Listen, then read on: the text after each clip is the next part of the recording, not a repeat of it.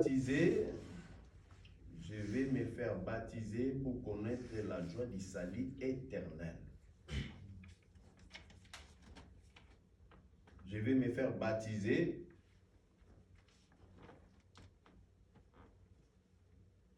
Je vais me faire baptiser pour connaître la joie du salut éternel. Actes des Apôtres 16, 33 et 34. Actes des Apôtres 16, 33 et 34. Je lis au nom de Jésus-Christ. Amen. Il les a appris avec lui à cette heure même de la nuit. Il leva leurs plaies et aussi il fit baptiser lui et tous les siens. Les ayant conduits dans son logement, il leur servit à manger, il leur a réjoui avec toute sa famille de ce qu'ils avaient cru en Dieu. Amen. Amen. Hein? Donc je vais me faire baptiser pour connaître la joie du salut éternel. La Bible me dit, à cette heure même là, à cette heure même de la nuit, il lava leurs plaies et aussitôt il fut baptisé, lui et tous les siens, les ayant conduits dans son logement, il leur servi à manger et il s'est réjoui avec toute sa famille et avec toute sa famille de ce qu'il avait cru en Dieu. Amen. Hein? Amen. Donc je vais me faire baptiser pour connaître la joie du salut éternel. Donc je vais participer, je vais vivre cette joie de la famille, du salut éternel, avec les personnes qui ont déjà cru, après avoir accepté de se faire baptiser, avant d'abord de se faire baptiser, peut-être tu n'as jamais goûté dans cette joie.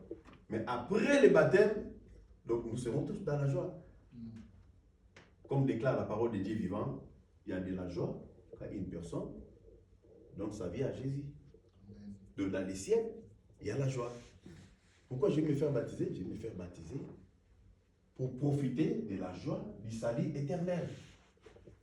Donc quand les chrétiens sont réunis, quand les membres de l'église sont réunis, il y a une joie qui est dégagée. Il y a une joie. Donc je vais participer, je vais profiter aussi de cette joie. Pourquoi je vais me faire baptiser? Pour connaître la joie du salut éternel. Donc la même joie que nous vivons là, nous les vivrons aussi dans les ciels. Ok? Donc je vis cette joie. Si dans l'église, là où il y a des chrétiens, dans la famille de Dieu, moi, je n'arrive pas à expérimenter ou bien à vivre cette joie. Donc c'est-à-dire, je ne fais pas partie de la famille. Ok? Donc c'est que je ne fais pas partie de cette famille-là. Mais si je fais partie de cette famille-là, donc tu auras de la joie. C'est pourquoi à l'église, je ne dois pas être triste. Donc je vais me faire baptiser pour connaître aussi la joie du salut éternel. Il y a une joie qui nous attend aussi dans les ciels. Là, on se prépare déjà. C'est comme une fête qui nous attend, une fête énorme. Une grande fête qui nous attend dans les ciels. Et là, on se prépare maintenant dans cette fête-là. On se prépare pour aller vivre cette fête-là. Pourquoi je vais me faire baptiser? Je vais me faire baptiser pour connaître la joie du salut éternel. Parce qu'il n'y aura que de la joie. Il n'y aura pas de la peine. Il n'y aura pas de la souffrance. Il n'y aura pas de l'amertume. Il n'y aura pas des inquiétudes. Il n'y aura que de la joie. Donc je vais me faire baptiser aussi pour connaître cette joie. Comme les autres aussi. Ok? Je vais me faire baptiser pour connaître la joie du salut éternel. Sixième, avant la fin. Pourquoi je vais me faire baptiser? Quelles sont les raisons qui nous poussent à être baptisés?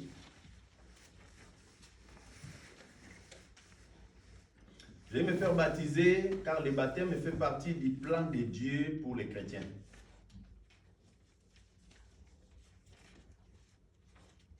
Je vais me faire baptiser car le baptême fait partie du plan de Dieu pour les chrétiens.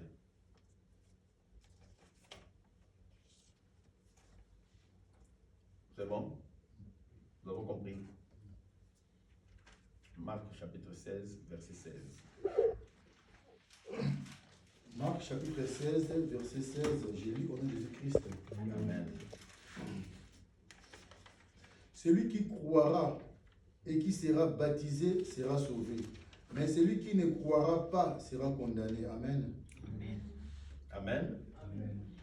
Je vais me faire baptiser car le baptême fait partie du plan de Dieu. Et si on monte un peu dans le même chapitre là, dans le verset 15. Puis il leur dit, allez partout dans le monde Ok? et prêchez la bonne nouvelle à toute la créature. Ok? Celui qui croira et qui sera baptisé sera sauvé. Mais celui qui ne croira pas sera condamné. Amen. Puis il leur a dit. Puis il leur a dit. Donc c'est-à-dire le baptême fait partie du plan de Dieu. Donc là c'est Jésus-Christ qui envoie ses disciples. Pour aller où? Aller annoncer la bonne nouvelle.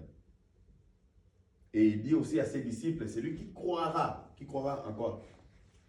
À sa parole. Oui. À sa parole, à la bonne nouvelle, ok? Celui qui croira et qui sera baptisé. Donc c'est-à-dire, les baptêmes, j'avais dit, les baptêmes ne précèdent pas la bonne nouvelle. Les baptêmes ne précèdent pas la parole. Le baptême vient après la parole. Donc Jésus-Christ a envoyé ses disciples. Papa, répète ça. Julien, tu comprends? Répète ça encore. Puis il leur dit. Donc là, c'est Jésus-Christ qui dit à ses disciples. Puis il leur dit, avant de partir, avant de s'en aller, avant de monter au ciel. Là maintenant, c'est la mission divine que Christ a confiée maintenant à ses disciples. C'est pourquoi je dis le baptême fait partie du plan de Dieu. Oh non, pourquoi toi tu t'es fait baptiser? Parce que le baptême fait partie du plan de Dieu. C'est quelque chose que Dieu a déjà préparé. Donc si je ne vais pas baptiser, si moi, Daryl, je ne vais pas me faire baptiser, c'est comme si je renie les plans de Dieu. Est-ce que nous comprenons? Amen. Donc tu vas te faire baptiser. Non, non, non, non, moi je ne me fais pas baptiser, le baptême. Non, le baptême. Moi je m'en fous des baptêmes. Ça ne m'intéresse pas les baptêmes. Alors que le baptême fait partie du plan de Dieu. Ok? Puis il leur dit.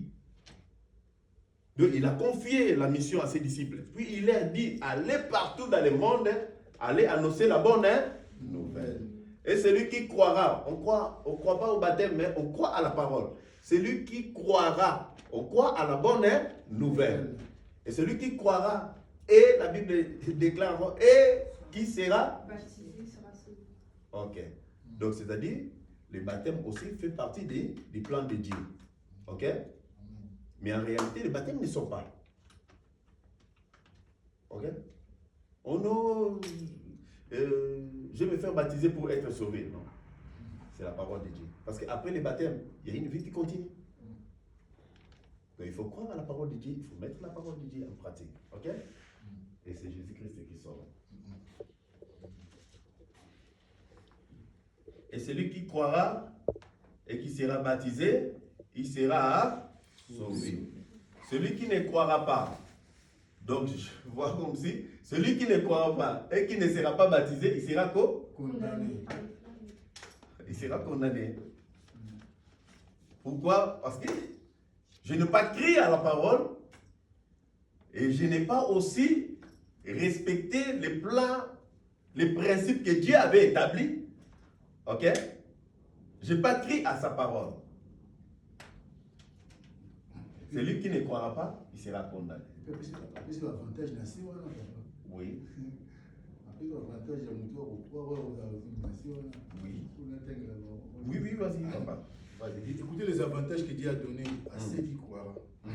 Voici les miracles qui accompagneront ceux qui auront cru à la parole de Dieu. Voici les miracles qui accompagneront ceux qui auront cru.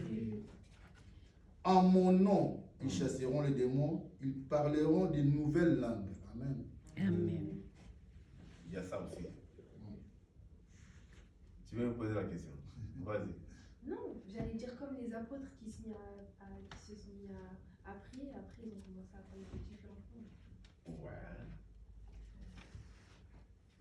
Il faut croire d'abord. Il faut croire crois à la parole, tu crois à sa parole, et les miracles seront activés automatiquement. Amen. Parce que tu crois à la parole. Et si tu ne crois pas, j'ai encore des doutes. Dieu ne va rien faire. Parce que toi-même, tu ne crois pas. On te dit, si tu crois, tu diras à ces montagnes de se déplacer. Toi-même, tu ne crois pas. Les montagnes ne vont jamais se déplacer. Si tu crois, mon père ou bien ma mère est malade, si tu crois, non, je crois à la parole de Dieu, que ma mère sera guérie. Donc, automatiquement, les miracles vont se faire. Pourquoi? Parce que tu crois. Et si tu ne crois pas, non, ton père restera toujours malade. Est-ce que nous comprenons? Donc c'est pourquoi la Bible déclare, si tu crois à la parole, voici les miracles qui accompagneront ceux qui auront cru à sa parole. Ceux qui auront cru à sa parole.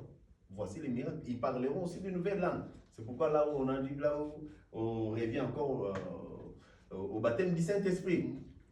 Donc tu crois, tu seras visité un jour, tu crois à la parole et tu continues à prier le Seigneur. Et un jour tu seras visité, tu vas commencer maintenant à parler de nouvelles langues. C'est pourquoi